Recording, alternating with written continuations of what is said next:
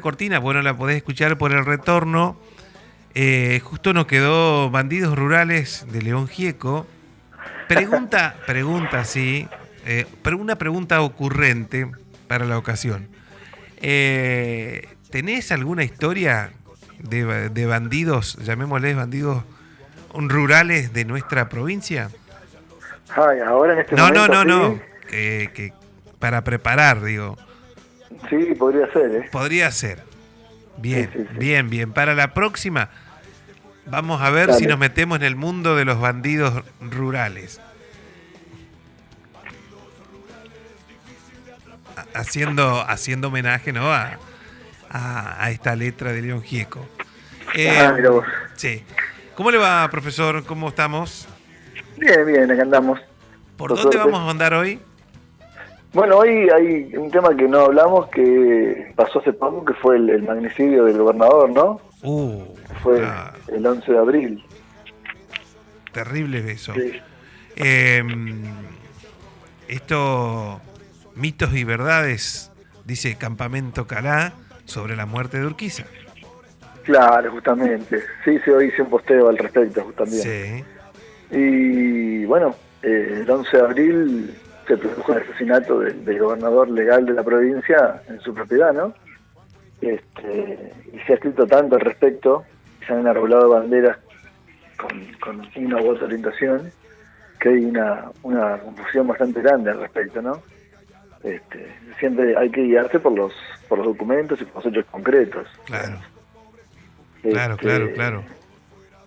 hay varias cosas, por ejemplo, es interesante el tema de José Hernández, ¿sí? José Hernández, vivió en Entre Ríos varios años. De hecho, algunos presumen que el Martín Fierro, que va a escribir posteriormente, lo hace con las vivencias que él hace en los campos de Entre Ríos. Sin Sí. embargo, eso lo va a escribir una vez que vuelve de Brasil, porque él estuvo exiliado en Brasil, ¿sí? Ahora, ¿por qué estuvo exiliado? Justamente porque él es uno de los partícipes de la revolución ordenista, de los Ujú. partícipes del asesinato de General Urquiza. Es decir, Este, de los... a ver, judicialmente, ¿cómo se denomina eso? Uno de los y autores intelectuales. sediciosos, claro, Sediciosos. sediciosos. Digamos, y de hecho hay una carta que que Hernández escribe a López Jordán, a Ricardo, Ujú. diciéndole, bien muerto está, usted tenía que matar al general Urquiza. Sí. O sea que, Eso digamos, está documentado, si no, no sí, lo es estaríamos hablando. una carta de puño y letra que Hernández le escribe a López Jordán. Y, digamos, de alguna forma Hernández era el intelectual detrás de la revolución jordanista. Ahí va. Era el letrado, digamos, Cosa que ¿no? ha quedado debajo de la alfombra, ¿viste?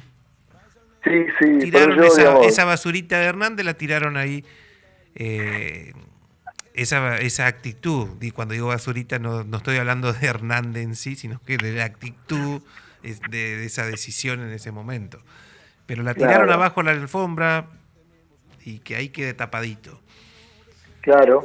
Y a veces cuando hablamos de la tradición y los gauchescos y demás, Hernández con el Martín Fierro, digamos, ha salvado todas las miserias que ha tenido, ¿no? Sobre todo Y, en la vuelta. claro, sí, sí, justamente, pero fíjate que él pudo haber muerto en la revolución y después de esa revolución él se exilia junto con López Jordán en Brasil. Sí. Y recién cuando vuelve de todo este periplo, empieza a escribir el Martín Fierro. Ujú. En cambio tenemos otros historiadores que fueron fieles a Urquiza en ese sentido, o al federalismo, como por Ujú. ejemplo el que escribe La Refalosa, ¿no? Hay otros poetas que no han hecho ese tipo de asesinatos o alentado asesinatos, ¿no? Totalmente. ¿Por qué hablas de falacia? Decime, bueno, ese artículo que lo recomiendo, está en la página de Facebook Campamento Calá. Nosotros ahora la vamos a compartir junto con el permiso de quien está trabajando en esa página, que es Gastón. Lo vamos a compartir en la columna ahora. ¿Por qué hablas de falacia? ¿Cuáles son las falacias que se han encontrado documentadas? Por ejemplo, decir que la figura de Urquiza estaba en declive, Claro. que es una cosa que vienen diciendo Empecemos los revisionistas hace por lo rato. básico. Sí, Bajarle que el las precio a imágenes, Urquiza. exactamente, que después de Pavón su figura había eclipsado, que bla, bla, bla.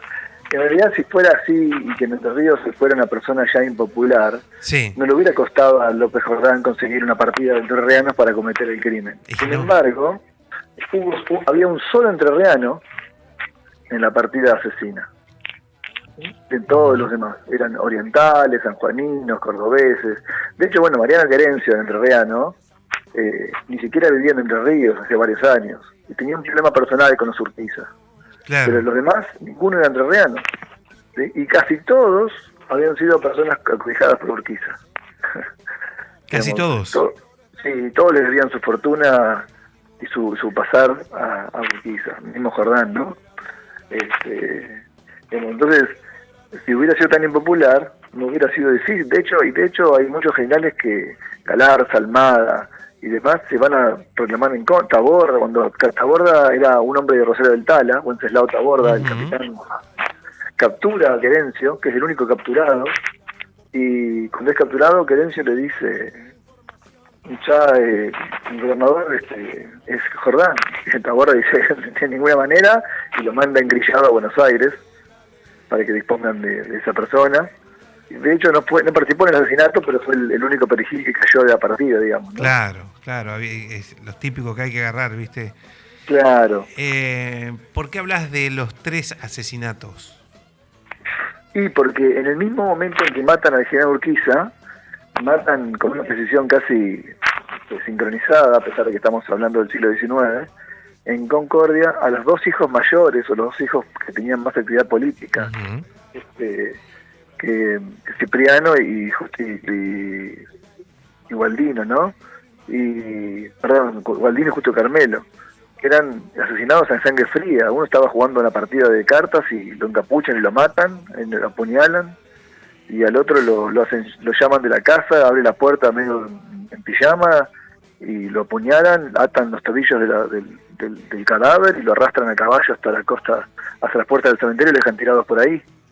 Es decir, con una frialdad terrible, porque eran los hombres que podían venir a tomar el lugar del padre, ¿no?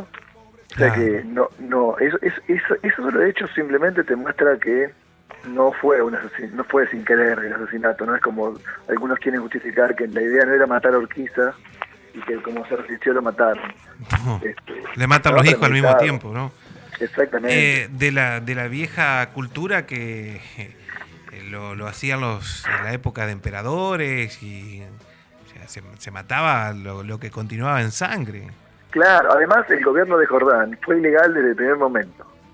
Ajá. Porque primero que cometió un asesinato de golpe de Estado, ¿no? Porque no estamos en la época del fascismo, que había un pacto nada más, sino que estamos en la República Argentina. Porque todo el mundo cree que el golpe de Estado comienza con Irigoyen. Claro, esto fue un golpe de Estado provincial, porque ya había una constitución. Sí. Entonces, y todas las provincias habían jurado esa constitución. Lo que hace López Jordán al matar al gobernador es un acto de sedición y un golpe de Estado provincial. Y lo que después hace nombrar él, con los soldados afuera, y además no cumple con los requisitos mínimos porcentuales de los legisladores que tenía que haber en la sala para que sea el voto legal. Así todo, hay 2 o 3 que se niegan a jurar al nuevo gobernador. Entonces nunca tuvo el reconocimiento legal según lo que establecía la Constitución provincial para poder ser gobernador legalmente. Y de hecho nunca tuvo una sede. Si te ves las cartas de Jordán, siempre dicen gobierno en campaña. Porque en ningún momento pudo quedarse quieto porque, claro, en última instancia, cuando los revisionistas hablan de que Jordán defiende la soberanía entrerriana y bla, patatín, patatán. No, porque lo que hace Jordán al matar al gobernador, si Buenos Aires, hasta ese momento, Entre Ríos, es la única provincia que mantenía su soberanía y su ejército propio. Porque cuando Mitre se hace presidente, elimina los ejércitos provinciales por el nacional, pero Entre Ríos, por la imagen de la figura de Urquiza, digamos, es la única provincia que se mantiene independiente hasta con ejército propio. Lo que hace, digamos, el gobierno nacional de última porteño, que tenía ganas de entrarle a Entre Ríos, no se animaba. Con el asesinato de Urquiza le dan el pie justito, el calce legal, porque de esa forma se interviene en la provincia porque se ha asesinado al gobernador. Entonces, legalmente el presidente Sarmiento tiene el derecho de intervenir en la provincia por el desajuste que hubo con el golpe de Estado. Claro. Y de esa manera la provincia entró en su ostracismo, digamos, Urquiza, no nos olvidemos que Entre Ríos era la segunda provincia con el PBI más alto de la República. Mirá Después vos. de Buenos Aires venía Entre Ríos, por sobre Santa Fe, por sobre Córdoba, ¿sí? Y nunca más Entre Ríos tuvo, y además la habitancia política, ¿no? Todo pasaba por Entre Ríos y por Buenos Aires. Totalmente, digamos. un protagonismo La República pasaba por ahí. central. Hoy Entre Ríos es la tercera provincia más pobre del país. Sí. ¿Sí? Solamente le ganamos a Lamba y a Chaco. Imagínate. Y entonces ese es el legado de Jordán, justamente. Ese es el legado. Sí. Ahora, me voy a poner en revisionista, en un tipo que me cierro en el revisionismo de Fermín Chávez, para hablar de este tema. Sí. De Chávez, de Alba, sí. Claro, entonces digo ahora, escúcheme, profesor Wet, pero yo como revisionista digo que el señor López Jordán está en lo más alto porque es el defensor máximo de la autonomía entrerriana. En realidad es una mentira eso. Ahí va. Porque él no defendía la soberanía, él quería ser gobernador. Y se daba cuenta que mientras Urquiza viviera, él no podía hacerlo. De hecho, había perdido contra Urquiza en la última elección, Sí. y después se retira. Y fíjate que cuando asesina a Urquiza lo hace diciendo que Urquiza era un traidor vendido con la guerra del Paraguay, en la guerra, digamos, ha vendido a Brasil, vendido a los porteños. Sí, Cuando se producen en la guerra del Paraguay los desbandes ¿Es cierto que entró entrerrianos. al palacio gritando muera el traidor vendido a los porteños? Eso es lo que dicen. Eso es lo que... Dicen los escritos, y de hecho las mujeres que estaban en el palacio, que las mujeres no tenían mucha idea de la política, sin embargo ellas dan testimonio oral de que los soldados decían que esos hombres que venían a matar a Urquiza en nombre de López Jordán, que venían a matar a Urquiza en nombre de Jordán, textual.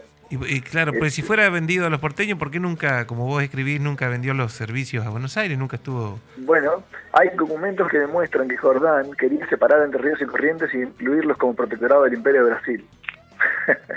Claro. Eso los revisionistas se olvidan de esas cartas que aparecen. Hay una carta escrita de puño y letra de José Hernández la Secretaría de Relaciones Exteriores del Imperio Brasileño para decirles que querían ser parte del Imperio de Brasil. Hecho por Jordán, hecho por José Hernández de parte de López Jordán. Claro. Y primeramente López Jordán quiere aliarse con el Paraguay y, digamos, hacer una revolución y pasarse con el Paraguay. Por eso producen los desbandes en la guerra del Paraguay, donde López Jordán es uno de los mayores alentadores a los desbandes entrerrianos, no por la cuestión porteña y demás. De hecho, dicen que cuando se producen las muertes en Curupaití de los argentinos, Jordán festejaba esas muertes, porque le daban pie para poder hacer la revolución. Hay mucha tela que no se corta, que el revisionismo olvida, ¿sí? Y hace folclore, digamos, en nombre de una autonomía que nunca existió. De hecho, Jordán se refugia en la banda oriental, que él había nacido en una banda oriental uruguayo, y después se refugia en el Brasil. Y la segunda revolución, la hace con apoyo brasilero y con apoyo económico y militar de Brasil. A él, que decía que Urquiza era un vendido, hace una revolución con apoyo brasilero. ¿Sí? Totalmente. Y bueno, siguiendo en mi postura revisionista, digo y exclamo, así como entró gritando López Jordán, yo exclamo hoy en día y me golpeo el pecho diciendo que eso fue lo de López Jordán, una rebelión popular. ¿Qué me decís ahí? No, que no tuvo nada de popular porque mientras iban avanzando por la provincia, hacían gleba forzosa porque la gente no quería sumarse a la revolución, y si no se sumaban, los degollaban. Claro. Entre esos degollados se supone que está un hombre que estaba arriando tropa, que fue degollado, y su hijo fue el que lo vengó y asesina a López Jordán en las calles de Buenos Aires. ¿Sí? Justamente, y después el revisionismo dice que la familia Urquiza le paga a un hombre para asesinar a Jordán, ¿sí? Que había vuelto a Brasil porque había sido, digamos, había habido un indulto, entonces retorna y va a Buenos Aires, y mientras está en las calles de Buenos Aires es asesinado a tiros por la espalda. Ajá. Y este hombre argumenta que su padre había sido degollado en esas glebas forzosas. Jordán nunca tuvo apoyo popular en la provincia, o sea, o fue mínimo, digamos, ¿no? Claro. Pero no una cosa más popular. Digamos, él tiene que escaparse finalmente. Y de hecho, cuando tienen los ataques... Después, aparte de la cosa graciosa de los revisionistas que dicen, no, porque, claro, el Ejército Nacional cobardemente utilizó ametralladoras contra los soldados, porque Jordán era un tipo que no tenía ni siquiera visión militar. Estábamos en 1870 y usaba todavía las montoneras con lanzas y boleadoras, cuando el Ejército Nacional había adquirido Remington ¿sí? y ametralladoras. Y claro, fue una masacre esa. Don Cristóbal fue una masacre, la batalla. Totalmente. ¿Y qué hizo? Jordán, ¿qué hizo? Huyó a caballo, era el único caballo montado y se dejó a todos sus soldados a la suerte de Dios, ¿no?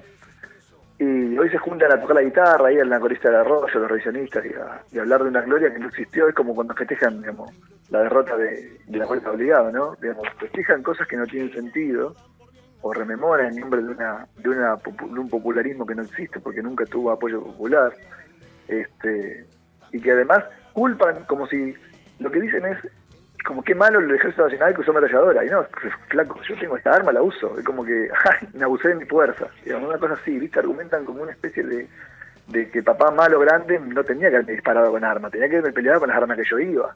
Es una cosa medio absurda. Es como si, no sé, el ladrón te viene a robar y vos le decís, sí, pero yo tengo cuchillo, no me tires con un revólver. ¿Viste? Una cosa rara. Totalmente. 144 años de este hecho, de este suceso. Recomiendo la página Campamento Calá. Ahí está esto bien desarrollado, lo que estamos hablando con el profesor Gastón Buet. Es un artículo de Bernardo Salduna, Gastón. Sí, es el artículo que publiqué ahora es de Bernardo, sí. Bien. Es muy interesante. Es importante también citar de quienes estamos haciendo referencia en los trabajos históricos. Gastón, sí. Ha sido un placer. Bueno. Me voy en duda. Me voy en duda. Yo creía que era un rebelde popular con detrás de Jordán. Me dejaste en duda. No, fue un aventurero que quiso el poder. Y nos entró a la miseria. Y nos dejó en la miseria. Abrazo grande. Abrazo. Chau, chau. El profesor Gastón Buet ha estado en la mañana de la Fonda. Ahí va. 10 de la mañana.